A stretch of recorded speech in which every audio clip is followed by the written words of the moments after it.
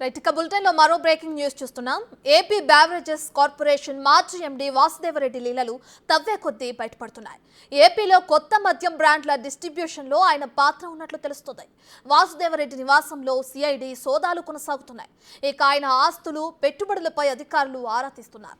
AP మద్యం distribution కంపెనీలు వాసుదేవరెడ్డి సన్నిహితుల చేతుల్లోనే ఉన్నట్లు సిఐడి అధికారులు అనుమానిస్తున్నారు.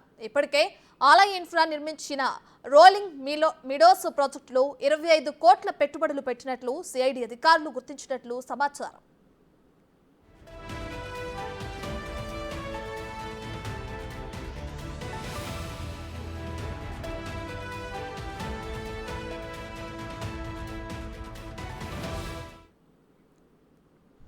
ఇక హైదరాబాద్లోని పలు సంస్థల్లో వాసుదేవరెడ్డి భారీగా పెట్టుబడులు పెట్టినట్లు అధికారులు అనుమానిస్తున్నారు.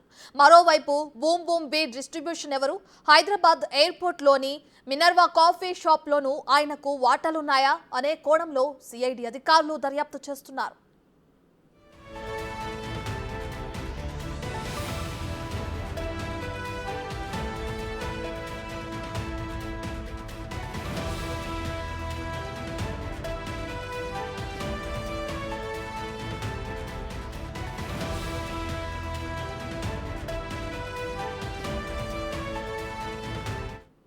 ఏపీ బ్యావరేజెస్ కార్పొరేషన్ మాజీ ఎండీ వాసుదేవరెడ్డి లీలలు తవ్వే కొద్దీ బయటపడుతున్నాయి.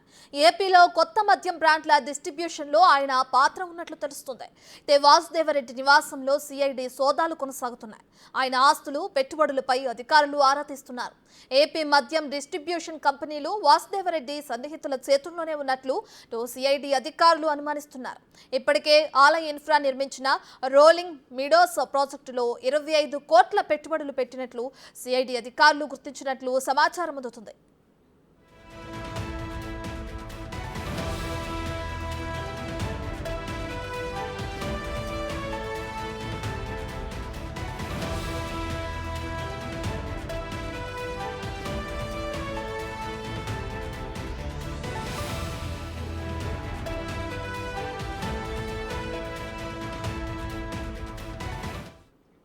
ఇక ఏపీ బ్యావరేజెస్ కార్పొరేషన్ మాజీ ఎండీ వాసుదేవరెడ్డి ఇటు హైదరాబాద్లోనూ అటు ఏపీలో కూడా భారీగా పెట్టుబడులు పెట్టినట్లు తెలుస్తుంది.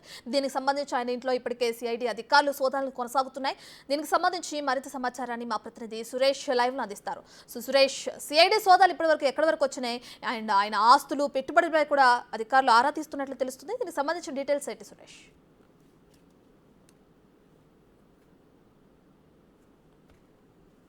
సిఐడి పోలీసులు వాసుదేవరెడ్డి ఇంటితో పాటు ఆయనకు సంబంధించిన మరికొందరు ఇళ్లలో కూడా సోదాలు చేసినట్టు తెలుస్తుంది.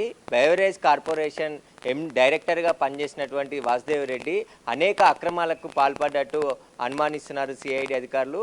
ముఖ్యంగా టీడీపీకి మెజార్టీ రావడం, గెలుపొందడం, అదేవిధంగా ప్రభుత్వం ఫామ్ చేస్తున్న తరుణంలో 6వ తారీఖు ఏదైతే బెవరేజ్కి సంబంధించిన ఆఫీస్లో చాలా కీలకమైన ఫైల్స్, డాక్యుమెంట్స్, అదేవిధంగా హార్డ్ డిస్కులు, కంప్యూటర్స్ అన్నిటిని కూడా ఒక కారులో తీసుకెళ్లి హైదరాబాద్ తరలించినట్టుగా ఫిర్యాదు చేయడం జరిగింది. ఇందులో భాగంగానే సిఐడి పోలీసులు కేసు నమోదు చేసి ప్రస్తుతం దర్యాప్తు చేస్తున్నారు. అయితే ఏపీలో మద్యం పాలసీలో అనేక అవకతవకలు జరిగాయని చెప్పేసి కూడా ఇప్పటికే టీడీపీ ఆరోపించింది. దానికి సంబంధించి ఫిర్యాదులు గతంలో చేసినప్పటికీ కూడా పట్టించుకోలేదు. ఎందుకంటే ప్రభుత్వమే నూతన మద్యం పాలసీ తీసుకొచ్చి కొత్త బ్రాండ్లను, అనేకమైన కొత్త బ్రాండ్లను ఏపీలో ప్రవేశించబెట్టారు.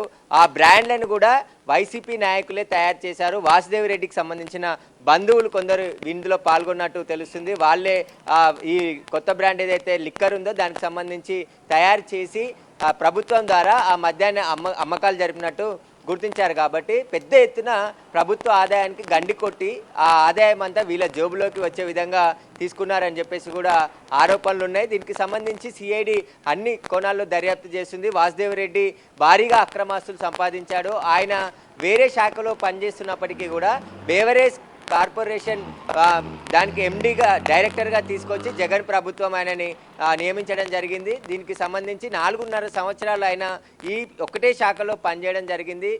మద్యంకి సంబంధించిన పాలసీలు కావచ్చు, కొత్త బ్రాండ్లను కావచ్చు, అన్నిటినీ వాసుదేవరెడ్డి దగ్గరుండి ప్రమోట్ చేసి వాళ్ళకి ఏవి కావాలో బ్రాండ్లు వాటినే తీసుకువచ్చి ఆల్రెడీ వైన్ షాప్లలో ఉన్న బ్రాండ్లని తగ్గించేసి వాటిని తీసేసి వీరు తయారు చేసిన బ్రాండ్లని ఏపీలో మద్యం అమ్మకాలు జరిపారు. ఆ మద్యం కూడా నకిలీ మద్యం అమ్మారని చెప్పేసి ఆ ఏపీలో టీడీపీ గతంలో ఆరోపించింది. అనేక మంది చనిపోవడం, పిచ్చిగా ప్రవర్తించడం ఇలాంటి ఘటనలు చాలా జరిగాయి. నకిలీ మద్యం తాగి అనేక మంది అమాయకులు ప్రాణాలు కోల్పోయారని చెప్పేసి కూడా టీడీపీ ఆరోపణలు చేసింది. దీనికి సంబంధించే సిఐడి ఇప్పుడు దర్యాప్తు ప్రారంభించింది. అక్కడ ఎలాంటి కుంభకోణం జరిగింది, ఈ మద్యం అమ్మకాల్లో కూడా భారీగా అవినీతి జరిగింది. మొత్తం గత 2-3 నెలల వరకు కూడా మొత్తం క్యాష్తోనే లావాదేవీలు జరిపారు. ఎక్కడ క్యాష్ లిస్ట్కి సంబంధించి లావాదేవీలు జరపలేదు, బ్యాంక్ అకౌంట్స్ని మెయింటైన్ చేయలేదు. వీటన్నిటిని కూడా పూర్తిగా సిఐడి ఇప్పుడు దర్యాప్తు చేస్తుంది. అందులో భాగంగానే వాసుదేవ్ రెడ్డి హైదరాబాద్లో కొన్ని చోట్ల భారీగా పెట్టుబడులు పెట్టాడు. ఒక ప్రైవేట్ కంపెనీతో పాటు శంషాబాద్ ఎయిర్పోర్ట్లో ఒక కాఫీ షాప్ను కూడా నిర్వహిస్తున్నట్టు ఇప్పటికే సిఐడి అధికారులు గుర్తించారు. ఈయన ఆదాయానికి మించి కూడా ఆస్తులు సంపాదించాడు. ఖరీదైన విల్లాలో నానక్రామ్గూడలో దాదాపు ఒక 7 కోట్ల విలువైన విల్లాలో వాసుదేవ్ రెడ్డి నివాసం ఉంటుండో ఆయన నివాసంలో చాలా కీలకమైన డాక్యుమెంట్లు నిన్న స్వాధీనం చేసుకోవడం జరిగింది. ప్రస్తుతం ఇంకా వాసుదేవ్ రెడ్డికి సంబంధించిన ఎక్కడెక్కడ ఈ డాక్యుమెంట్ తీసుకెళ్లి దాచిపెట్టాడనే దాంట్లో పోలీసులు దర్యాప్తు చేస్తున్నారు. ఇప్పటికే ఆయన పైన పలు సెక్షన్ల కింద సిఐడి కేసు నమోదు చేసి దర్యాప్తు చేస్తుంది. అందులో భాగంగానే ఏపీ నుంచి 3 ప్రత్యేక బృందాలు సిఐడి డిఎస్పీ శ్రీనివాస్ ఆధ్వర్యంలో నిన్న హైదరాబాద్కు వచ్చి ఈ సోదాలు నిర్వహించడం జరుగుతుంది. అయితే రైట్, థ్యాంక్ యూ సురేష్.